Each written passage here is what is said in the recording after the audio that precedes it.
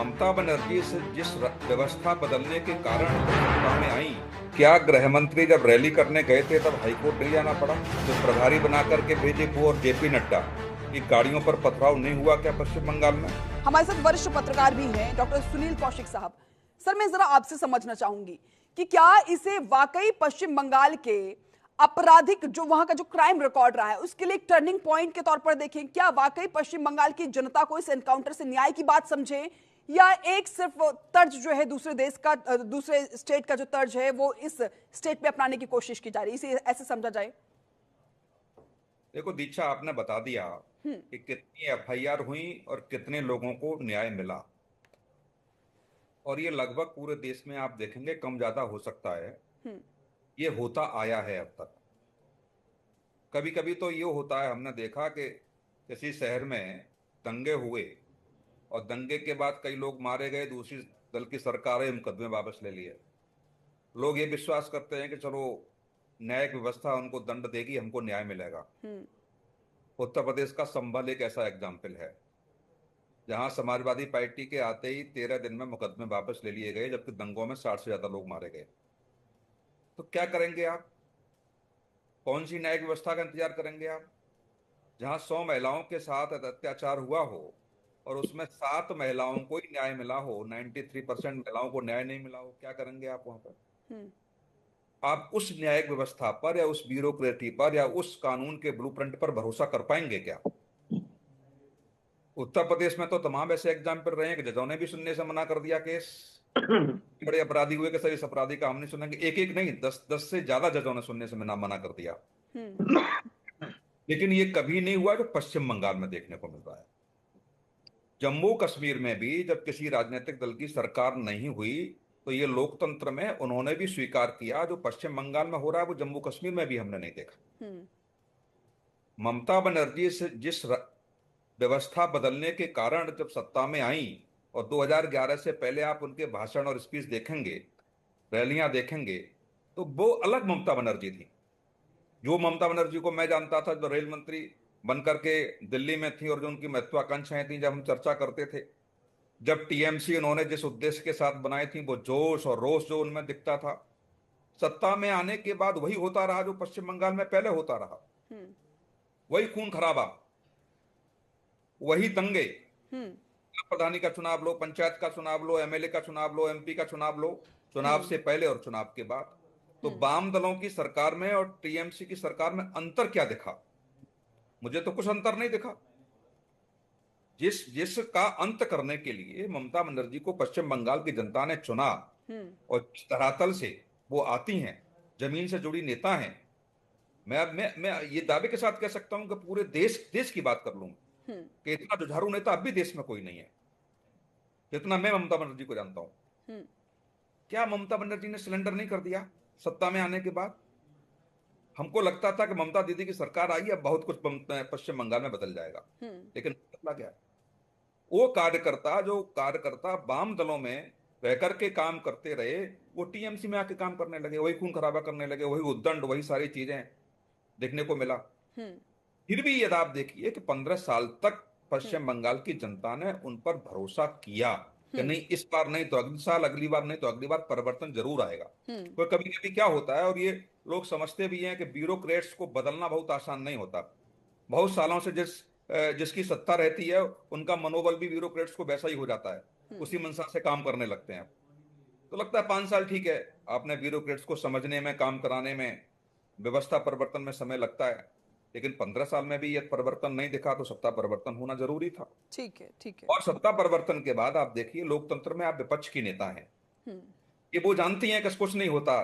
चाहे वो मशीनों पे आरोप लगाएं, चाहे वो चुनाव आयोग पे आरोप लगाएं, बहुत अच्छे जानते कुछ नहीं है, सब अपने कार्यकर्ताओं को दबाने के लिए सब सब बकवास टाइप के आरोप हैं। ममता बनर्जी को कम से कम समीक्षा करनी चाहिए थी। या 15 साल में कभी पश्चिम बंगाल का कौशिक जी, राव साहब नाम सुना है आपने? कौशिक जी, मैं जरा आपसे समझना चाहूंगी, क्योंकि इस पूरे चुनाव में बीजेपी ने जिन मुद्दों को, जिन विषयों को मुद्दा बनाया था अपना, चाहे वो आरजीकर का मामला हो, मैं महिलाओं से जुड़ी बात कर रही हूं, और चाहे संदेश खाली का मुद्दा रहा हो, जमकर इसको भुनाया गया और आज बीजेपी सरकार में है। लेकिन सवाल ये कि जब आरजीकर का मामला हुआ था तो बीजेपी सड़कों पर उतरी, जमकर प्रदर्शन किया, वाटर कैनन का इस्तेमाल किया गया, तमाम बीजेपी के कार्यकर्ता जो है वो घायल भी हुए। सवाल ये है कि क्या लेकिन बीजेपी मानसिक तौर पर, जो बीजेपी की सरकार है, वो इस बात के लिए तैयार नहीं है कि जो विपक्षी दल है उनको जमीन दी जाए? भाई कम से कम प्रदर्शन की जमीन तो दीजिए।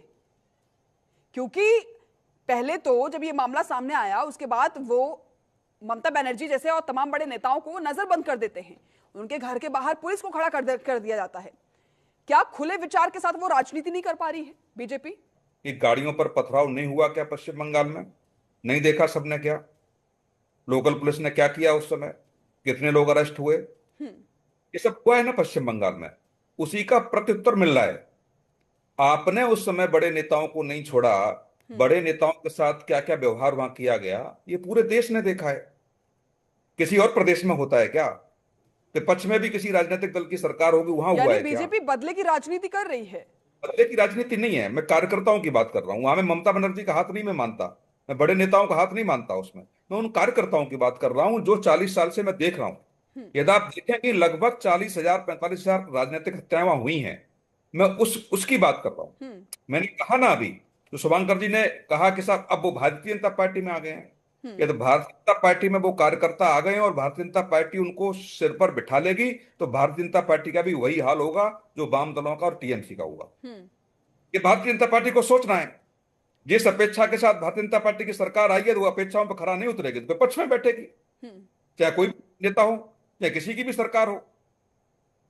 वहां जो पश्चिम बंगाल में देख, जम्मू कश्मीर में भी ऐसा नहीं हुआ कि यहाँ का गृह मंत्री जाए और वहां हाईकोर्ट की शरण लेनी पड़े साहब का हम रैली करने के लिए, ये यहाँ का राष्ट्रीय अध्यक्ष जाए तो वहां पथराव हो। भाई अभिषेक बनर्जी ने तो खुले मन से कहा कि अगर वो 4 मई के बाद बंगाल में आके दिखाएं अमित शाह, उन्होंने अमित शाह को चुनौती दी थी।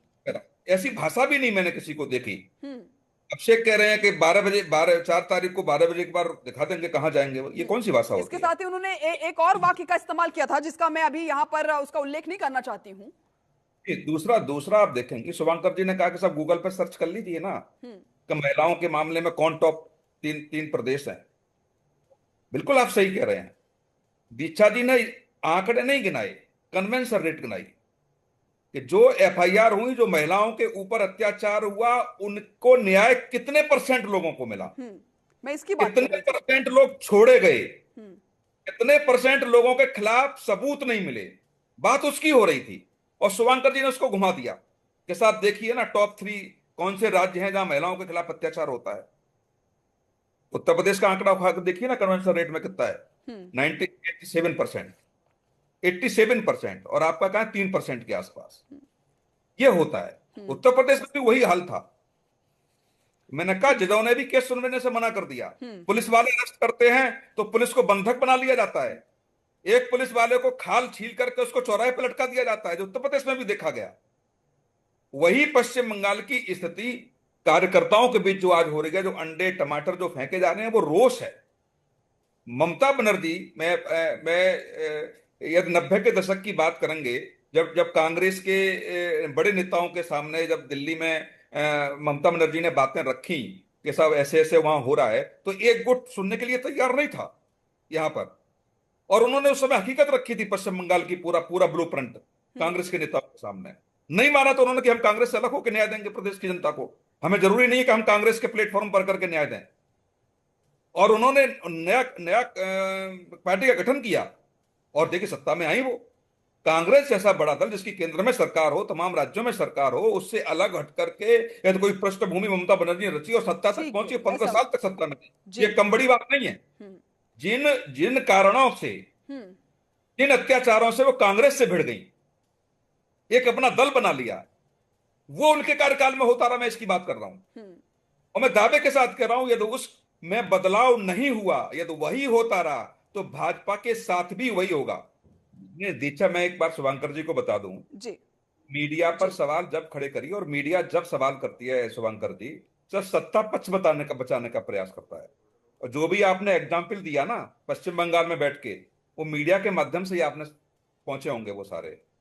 चाहे कुलदीप का लिया हो, कुलदीप का उस समय देखिए जब रेप का आरोप कुलदीप पर लगा था, तो कोई भी चैनल अखबार नहीं था जिसमें रिपोर्ट ना आ रही है उसके खिलाफ।